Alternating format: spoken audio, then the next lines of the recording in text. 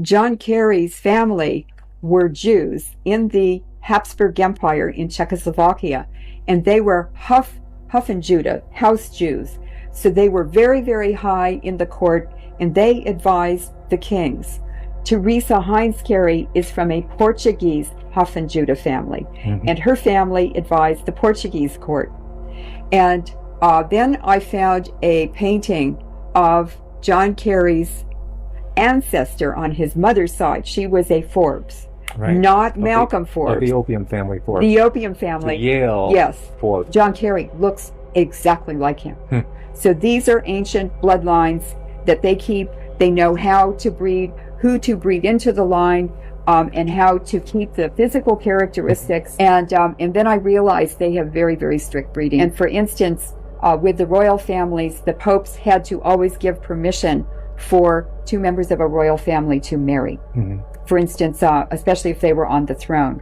And there could be no relatives or family association for 7 generations in order to marry.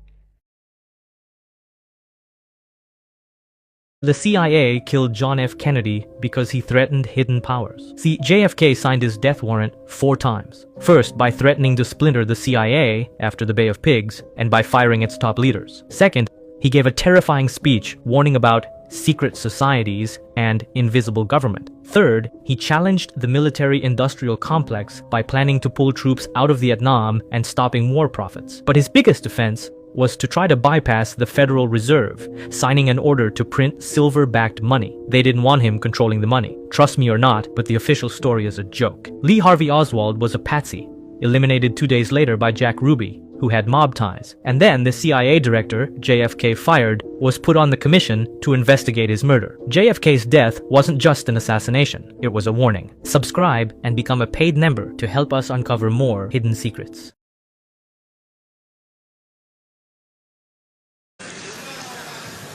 Moses lifted Israel up, and Nimrod came and broke the civilization of Moses. That's right. Nimrod is who you're really celebrating on the 25th day of December. You're not celebrating the birth of Jesus Christ. And if you are, you're making a mockery of it. You drink more alcohol on his birthday than any other day in the year. And you've turned the so-called birthday of Jesus Christ into a commercial feast of foolishness. Santa Claus has knocked Jesus out of the top spot. And the merchants who don't even believe in Jesus are busy selling you foolishness, making themselves rich and you poor for another year on the basis of a lie. And that's why they call it Xmas. Because you don't know who it is that you are worshiping. Where did you get this Christmas tree from? What does that have to do with Jesus Christ? And in all your churches, you have this big tree. Look at what Jeremiah the prophet says. It warns you not to follow the way of the heathens. For the heathens go in the forest and they cut down a tree. And they fasten it down and they deck it with silver and gold. Ain't that what you do?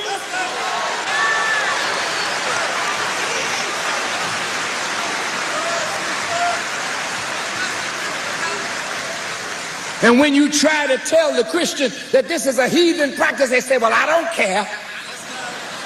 My father did it, my mother did it, I'm gonna still do it. And you paying $10, $20, $30 for a tree. And then the tree dries up and burn you up in the house with your foolish self.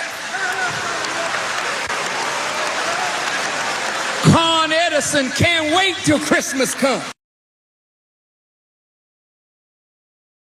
There were 45 plans of international communism. One of them was to institute the United Nations as the savior of all nations and to get everybody on board with falling into line with what the United Nations is trying to do. The 2030 agenda is all about instituting the United Nations as that one global authority that's going to dictate everything. So all of the plans, all the planks of the 17 Sustainable Development Goals, they fall completely in line with what Karl Marx had written in the Communist Manifesto. You talk about the stuff with agriculture, absolutely mirrors everything that Karl Marx wrote about agriculture. You want to talk about medicine, absolutely mirrors what the communists have been implementing with trying to create universal health care since the 1950s. And you want to talk about things with equity and redistribution of wealth. These are all part of Marx's plan. So the Sustainable Development Goals at the very heart are communist goals. And the real question is, why is the Catholic Church so invested in making sure that those plans are realized? And the real answer is that the Catholic Church has been infiltrated. 2015, Pope Francis actually addressed the General Assembly of the United Nations, and I want to read to you something that he said. He said, "The adoption of the 2030 Agenda for Sustainable Development at the World Summit, which opens today, is an important sign of hope. I am similarly confident that the Paris Conference on Climate Change will secure fundamental and effective agreements." He also said in 2016, this was during an address that he gave to the Pontifical Academy of Social Sciences on the topic of human trafficking. He said, "I am grateful for the fact that the representatives of the 193 UN member states unanimously approved the new Sustainable Development Goals." And then later in March of 2017, the Vatican held a conference that was called Religions and the Sustainable Development Goals, Listening to the Cry of the Earth and of the Poor. I mean, again, wrapping in all of this earth crisis and poverty crisis stuff just to try and give a sense of urgency. He said this, "The 2030 Agenda and the Sustainable Development Goals approved by more than 190 nations in September of 2015 were a great step forward for global dialogue, marking a vitally new and universal solidarity." Those are chilling words given what we know about the Sustainable Development Goals. And what's more is that we have to understand the Vatican has never really been critical of the very grave and terrible elements of the Sustainable Development Goals and the dangers that they impose to anyone around the world. They just keep lauding them as if they were this great saving plan of these oligarchs that are going to now transform society and make things better for poor people. Truth first, uncensored, community funded. You be the judge. If you're awake, then the message is already clear. Support the movement. Show where you stand.